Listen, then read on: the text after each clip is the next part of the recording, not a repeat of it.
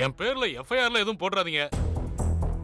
வண்டியை யாரு கடத்தினான்னு நானே கண்டுபிடிச்சு அவனை உங்ககிட்ட ஒப்படைக்கிறேன். சார், இது என்ன சாதாரண கேஸ் நினைச்சிட்டு இருக்கீங்களா? அரசாங்கம் மக்களுக்கு தர வேண்டிய அரிசியை நீங்க கடத்திருக்கீங்க.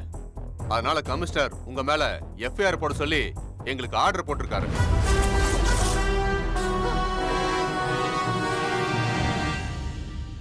நான் உங்க மேல எஃப்ஐஆர் போடலன்னா என் வேலை போயிடும்.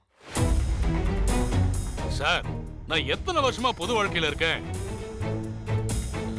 கமிஷனர் கிட்ட என்ன பத்தி எடுத்து சொல்லுங்க. அவருக்கு நல்லா தெரியும். நியூஸ் சேனல், சோசியல் மீடியான்னு உங்க விஷயம் தான் பிளாஷ் நியூஸா போயிட்டு இருக்கு. நான் இப்ப உங்க மேல ஆக்ஷன் எடுக்கலன்னா என்ன தூக்கி அடிச்சிருவாங்க. நீங்களாவே ஸ்டேஷனுக்கு வந்து எங்களுக்கு கொஞ்சம் கோஆபரேட் பண்ணுங்க. சார், என்ன சார், என்ன போய் ஸ்டேஷனுக்கு வர சொல்றீங்க? நீங்களா ஸ்டேஷனுக்கு வந்தா அது உங்களுக்கு மரியாதை. நாங்களா உங்களை கூட்டிட்டு போனா அது உங்களுக்கு அசிங்கம். எப்படி வசதின்னு நீங்களே முடிவு பண்ணிக்கோங்க. இல்ல, ஐயோ,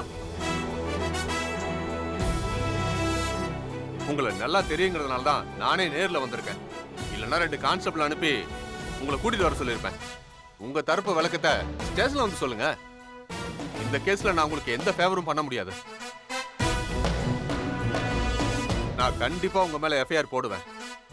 இது கவர்மெண்ட் இஷ்யூங்கிறதுனால உங்களுக்கு முன்ஜாமீன் கிடைக்க வாய்ப்பே இல்லை.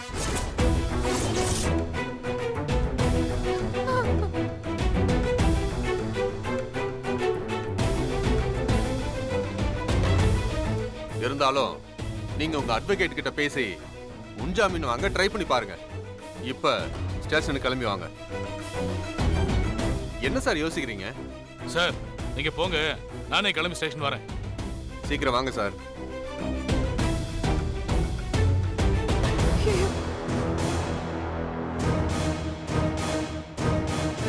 ஐயோ ஐயோ, ஏன் இத்தனை நாள் வாழ்க்கையில நான் ஒரு நாள் கூட விசாரணை ஸ்டேஷனுக்கு போனதே இல்லடா. இன்னைக்கு போலீஸ் ஸ்டேஷனுக்கு போற மாதிரி ஆயிடுச்சு. ஏ வேலா, உன் அப்பனை இந்த நிலைமைக்கு ஆளாக்கிட்டடா. நீ ஒழுங்கா இருந்திருந்தா இப்படி எல்லாம் உங்க அப்பனுக்கு நடந்திருக்குமா? ஐயோ ஐயோ ஐயோ, எனக்கு தலையில கிறுகிறுக்குதே. அப்பா என்னப்பா ஆச்சு? என்னாச்சு மாமா? அப்பா என்னாச்சு மாமா? அப்பா பல பொண்ணு இருக்கு. ஒண்ணு இல்லப்பா. ஐயோ அப்பா அப்பா ஒண்ணு இல்லப்பா. ஐயோ மாமா, ஐயோ, மாமா, ஐயோ, தலை வச்சிரும் போல இருக்கு.